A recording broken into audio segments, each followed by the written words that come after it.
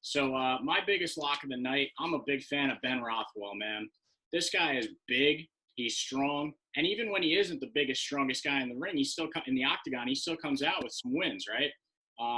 My favorite part about Ben Rothwell, just off rip, is his nickname, the Huggy Bear. I love it. Huggy Bear is one of my favorite characters from the Starsky and Hutch remake movie, played by Snoop Dogg. So absolutely love the nickname here. He's got a very unusual style. He's extremely unorthodox. And he likes to come out and put the pressure on guys very, very early, very, like, right from the jump. He's in your face. He likes those clinch situations and very in close. And he'd rather really stand in the pocket and just throw with you and make it a dogfight. And he really presents a high volume of strikes just off rip. And the dude he's fighting, Chris Barnett, first sign to me, this guy doesn't even have a picture on the UFC website. Not to mention, went back and watched a couple of his old fights. He's not a brawler. When he gets cracked by guys like Ben Rothwell, he doesn't back up and doesn't know how to defend himself. He exposes his chin. He keeps his hands down, chin up. And I'm really feeling Ben Rothwell here. You know, I don't like his line straight up. Right now it's sitting about minus 300, I believe. But he does have a 74% KO rate in his fights.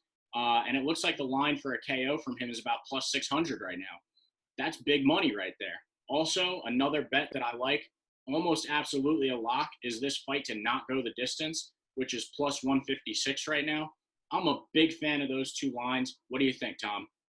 Yeah, I'm right there with you. Listen, Chris Barnett's taking this fight on short notice. Chris Barnett doesn't have too many, like, big time wins in the UFC. Now, Chris Barnett's very interesting. The guy is 5'9", and he's 260 pounds. He might even have to cut to 260. So, and that being said, he's also a karate guy. So he's quite literally Chris, and my brain is going on me again. But he's quite possibly the real life Chris Farley in the Beverly Hills Ninja. We saw the Beverly Hills Ninja actually fight last week, but let me tell you, he loves to throw spinning kicks. He loves to do that. He's basically Stephen Thompson in a 5'9", 270-pound black man frame. So he's a lot of fun. However, going against Ben Rothwell, who's got a lot more experience, he's got a lot more length. He has wins over OSP and Steven Struve in his last 3. So because of that, I really like Rothwell. Like you said, Barnett has a high chance to gas out, and Rothwell, he's got a lot of that longer length to negate a lot of Chris Barnett's kicks. I've been saying it. Everyone who's been watching our videos, you know that I'm really high on these karate guys, but the way that the karate works is by keeping your distance, landing with the front leg, and having a powerful jab.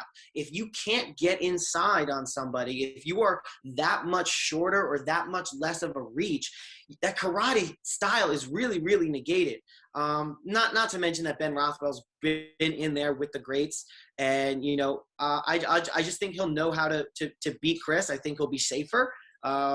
Yeah, I like Rothwell a lot. I didn't know that the line was so drastic for him to have a KO, Ben Rothwell, that is. However, it's not that drastic of a line for the fight to not go the distance. So it seems like Vegas is thinking that Chris Barnett's going to knock out Rothwell, which I really don't see happening. So I'm taking Ben Rothwell as a lock. And then for additional value, I say, Ben Rothwell KO right there with you, Keith. Yeah, those lines might move, as the week goes on and as people take that, because I know a lot of people are hot on this guy, Ben Rothwell, right now. But the craziest thing that I just heard you say that I didn't even know going into this episode was that Chris Barnett is 5'9". That is basically short for a heavyweight. That's like, he's basically fighting giants out there. So, Skids, you got anything to say about that? I think Ben Askren and Chris Benoit is a very interesting fight.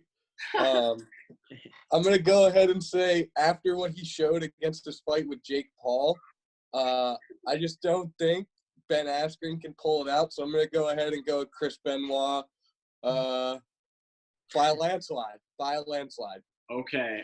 Don't hate the pick. I don't know if that's from like 2-3 years ago, but I like it.